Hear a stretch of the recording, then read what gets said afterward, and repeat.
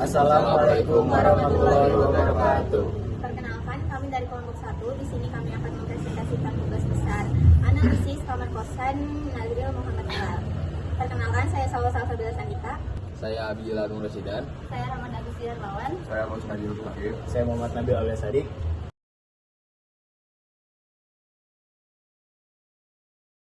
Pada slide kedua, di sini ada table of content. Yang pertama itu data klien, yang kedua kondisi existing, yang ketiga problem design, yang keempat mind mapping, dan yang kelima usulan konsep.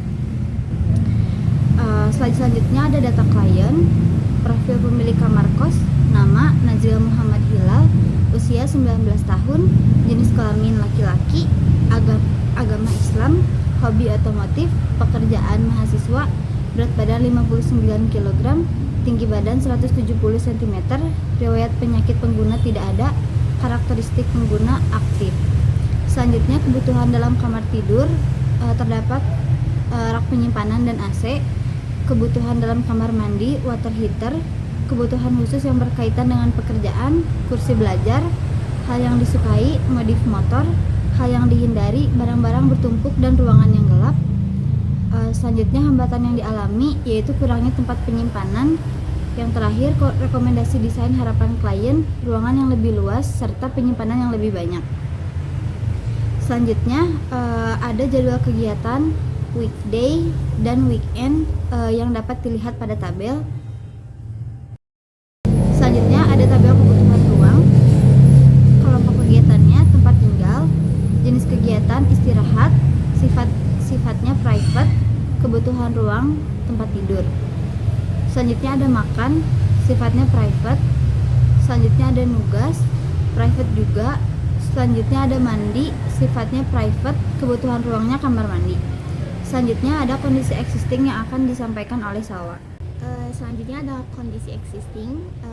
Yang A itu ada foto kamar kos klien. Di situ terdapat foto keseluruhan kamarnya, keadaan kamarnya, dan foto kamar mandinya.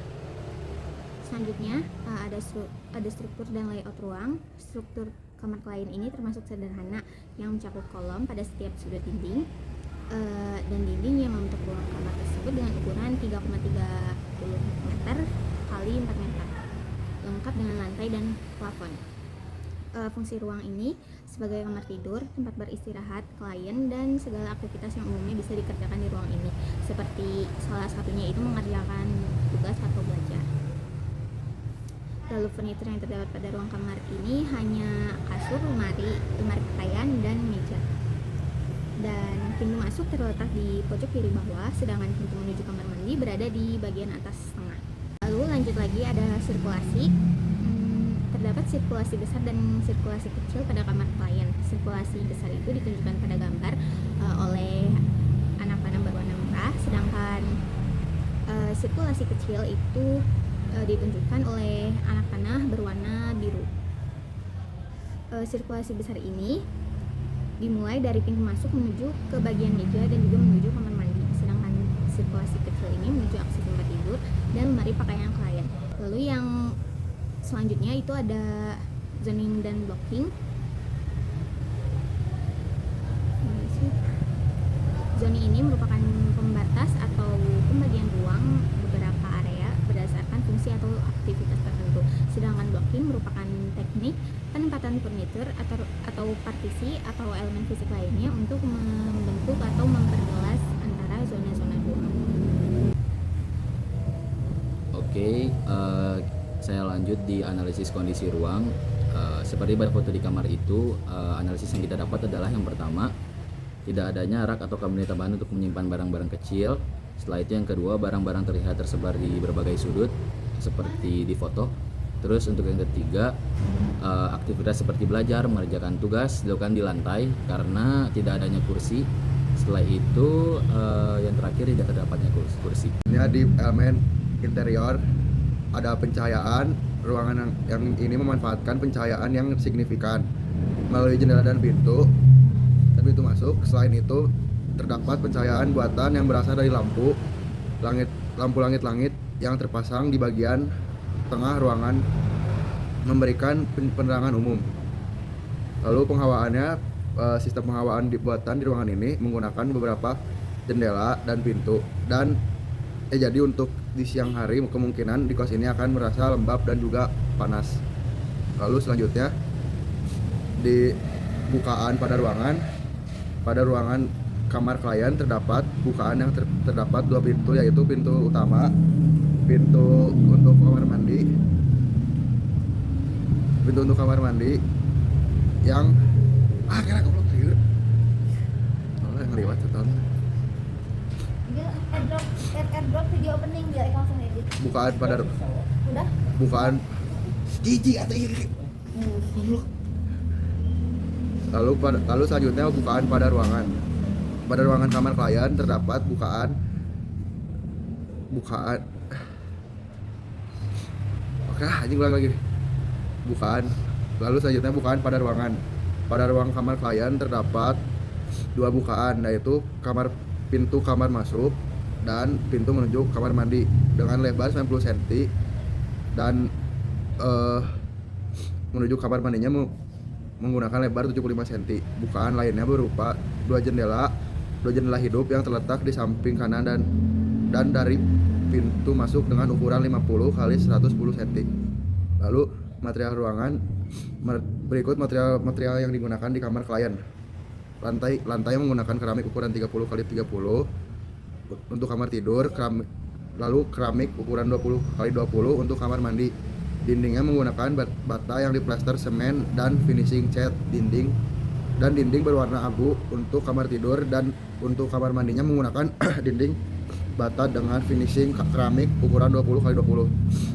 Plafonnya menggunakan gypsum board finishing cat putih. Lalu lemarinya menggunakan particle board dan meja belajarnya menggunakan kayu. Pintu masuk juga menggunakan kayu. Lalu pintu kamar mandi menggunakan PVC atau polyvinyl chloride. Lanjut poin ketiga, yaitu problem design. Jenis problem design ada 5. Yang pertama ada berbasis maintenance, ada ergonomi, ada fungsi, ada citra, dan ada estetika. Berikut problem design yang ditemukan di kamar kos klien.